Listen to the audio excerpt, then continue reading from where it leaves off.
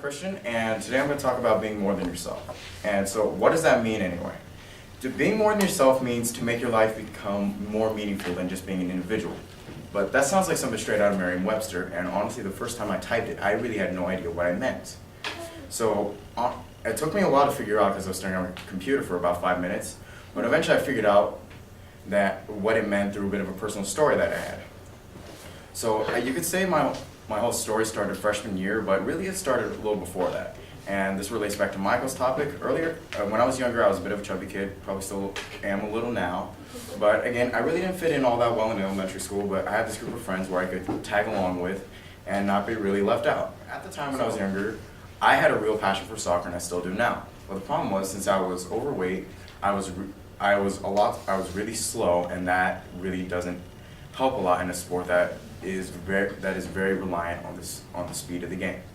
So that's kind of where my problem picks up. Now, when you fast forward to freshman year, this is really not related to my thing at all, but it came out of the blue. I decided that I wanted to play football, and it didn't take me long to figure out that I really was not all that good at it. Honestly, I remember this tackling drill where the coach would just hold me right here and wait, and he said, "Wait here and he'll tackle you," and I'm like, okay. In English, I just heard, "Wait here while Michael breaks you in half." Okay, and he just moved out of the way. So eventually I quit the team because it really was not working all that well. So then if you fast forward a little further, what comes around is soccer tryouts, and this is what I've been waiting for all year long. But then again, because of my overweightness, I actually didn't make the cut, which was very surprising to me, but not to most people. And it was safe to say that my freshman year for sports was an epic fail. I love that picture.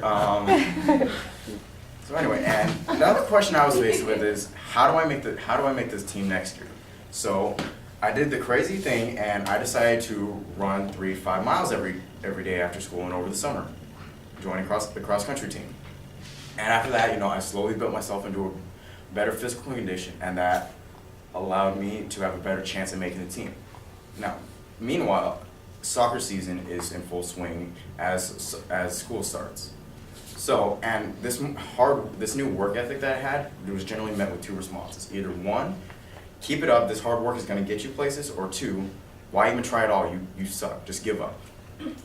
And sometimes, you almost listen to them, because if you see a lot of people saying the same thing, you kind of begin to think it's right. I wasn't able to put this into words until something my dad told me. He told me that I had the chance to make the statement that hard work and smart work will pay off and get you to places. And that was when, honestly, I figured out why I was doing all this. I was doing this to make a statement, to say that hard work and smart work is an alternative just to having a heap load of natural talent, like a lot of people do when it comes to many things. Word spreads around the cross-country team very quickly, I'll tell you that. So it didn't take long for everyone to figure out that I was going to soccer tryouts after cross-country practice. Actually, I made the team, and that picture kind of sums up about how I felt right there. And, now I just want to inspire others, that it is possible, okay, especially when others tell you that you can't. Part of it is being symbolic also. Like Dimitri Rodin, this guy walked around that route on the map right there across the world, and that it's symbolic of being making the most of your life and seeing this wonderful world that we have. Or it can be symbolic, living your life, because you only live once, and making the most of any day, even a day off. And there's also another element to being more than yourself. It is being a hero, like Travis Pastrana or Neil Armstrong. These guys do what most would consider impossible, and by my standards, some of the tricks he still does aren't possible. When I looked at the lives of all 3 of these people as I was researching, I noticed that each one of them had 3 events in common. 1, each of them met a complication in their life that 2, gave them the opportunity to do something extraordinary, and 3, they made the choice to do that extraordinary thing. And the point of this whole talk today was, to prove that 1, it all takes is 1 person and 1 choice to make 1 world of difference.